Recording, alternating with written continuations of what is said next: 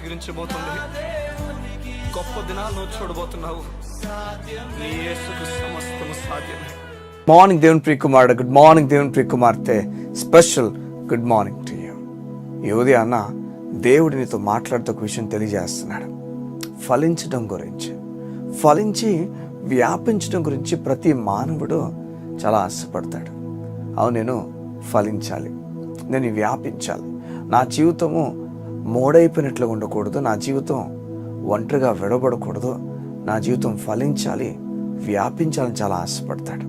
ఈ ఉదయాన్న వింటున్న నీలో కూడా ఈ ఆశ ఖచ్చితంగా ఉంటుంది.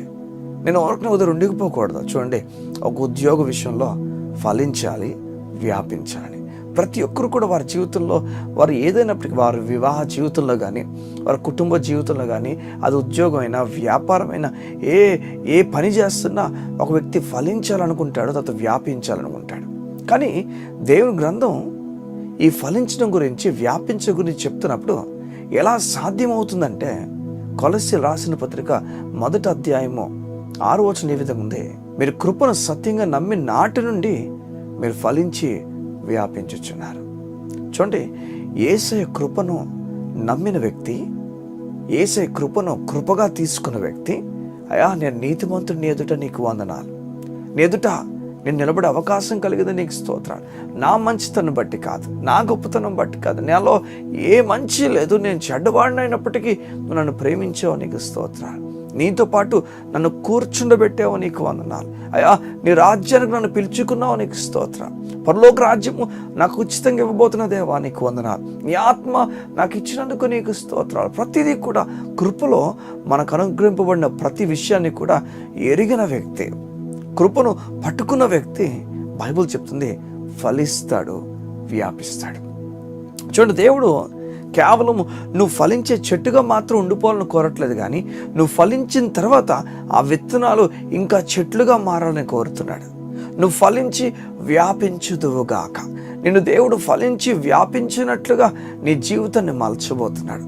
కొలస్సీ ఈ విధంగా చెప్తుంది, మీరు ఫలించాలంటే, వ్యాపించాలంటే కృపను సత్యంగా నమ్మాలి. మీరు ఏ వ్యక్తి అయితే నేను పాపినని, నీతిమంతుని ఆలోచన లేకుండా నేను ఇంకా నీతి గురించి, నీతి సంపాదించడం గురించి కష్టపడిపోవాలి, నేను చాలా ప్రయాసపడాలి అని ఎవరైతే ఆలోచిస్తారో వారు కృపను నమ్మట్లేదు, క్రియలను నమ్ముతున్నారు. క్రియలు నమ్ముతున్న వ్యక్తి, బైబిల్ చెప్తుంది, ఎప్పుడు కూడా ఫలించి వ్యాపించటం. క్రియలు చూడండి, బైబిల్ చెప్తున్నమాట, అతిశయ కారణం ఎక్కడా? అది కొట్టివేయబడను. అది క్రియా న్యాయం బట్టియా, లేకపోతే విశ్వాస న్యాయం బట్టియా? అవును, విశ్వాస న్యాయం బట్టి క్రియా న్యాయం ఏమైపోయింది? కొట్టివేయబడింది. అతిశయించేవాడు ఇప్పుడు గర్వపడలేదట, నేను ఆ క్రియలు చూడు, నా పనులు చూడు, నేను చూడు, నీకన్నా బెటరే దేవుని మెప్పిస్తున్నాను చూడు, ఇలా క్రియలు బట్టి ఒక వ్యక్తి వెళ్ళాడట. ఈ లోకంలో ఎంత గనులు అయినా, గొప్పవారైనా, వారు ఎంత గొప్ప క్రియలు చేస్తున్నా బైబిల్ చెప్తుంది, ఆ క్రియలు లెక్కకు రావు. పొగుడుకోవడానికి, గొప్పవాడని చెప్పుకోవడానికి క్రియలు చూపించుకుంటున్నాడేమో ఒక వ్యక్తి. బైబిల్ తెలియజేస్తుంది, ఆ క్రియలు లెక్కకు రావు. ఏది లెక్కకు వస్తుంది? దేవుని కృప మాత్రమే లెక్కకు వస్తుంది. ఈ ఉదయం దేవుడు చెప్తున్నాడు, నువ్వు ఫలించబోతున్నావు, నువ్వు వ్యాపించబోతున్నావు, నువ్వు ఉన్నతమైన కార్యాలు చూడబోతున్నావు. విను జాగ్రత్తగా, నువ్వు నీతిమంతుడుగా నమ్మడానికి ఇష్టపడు. దేవునికి దూరంగా ఉన్నావు అన్న విషయం నుంచి బయటకు వచ్చి, నేను చాలా దగ్గరగా ఉన్నానంటే, నా దేవునికి చాలా దగ్గరగా ఉన్నాను, నా దేవుడు నన్ను ఎంత ప్రేమించాడంటే, తప్పిపోయిన గొర్రె నన్ను తన భుజాల మీద వేసుకొని వెనక్కి తీసుకొచ్చి నన్ను చంపడానికి కాదు, కానీ ఒక వేడుక చెప్పడానికి, నా గొర్రె దొరికింది అని ఒక వేడుకని చెప్పడానికి తీసుకొని వచ్చాడు. అవును, నీ పట్ల ఆయన చెడ్డ దృష్టి కలిగి లేడు, మంచి దృష్టి కలిగి ఉన్నాడు, నిన్ను ప్రేమించుచున్నాడు. ఈ ఉదయాన్న అందరు చెప్పిన మాటలు నమ్ముతున్నావు? లేదు, దేవుని మాట నమ్ము, ధైర్యంగా ముందుకు వెళ్తావు, నువ్వు ఫలించి వ్యాపించుదుగాక. కళ్ళు మూసుకున్నట్లయితే ఈ ఉదయాన్న మీ గురించి నేను ప్రార్థన చేయడానికి ఇష్టపడుతున్నాను. మా ప్రియ పరలోకపు తండ్రి, నీకు వందనాలు. నిబిడలు వారి జీవితంలో నెమ్మదిని కలుగు చేయదేవా, నీకు స్తోత్రాలు. వారు ఏ చోట అలసిపోవాల్సిన పని లేదని, ఏ చోట కృంగిపోవాల్సిన పని లేదని, నీవు చూపించు బాట గొప్పదని, నీవు నడిపించు తీరు గొప్పదని వారు నెమ్మది కలిగి నీ మీద ఆధారపడి ముందుకెళ్ళినట్లుగా సహాయమును మేము అడుగుతున్నాం.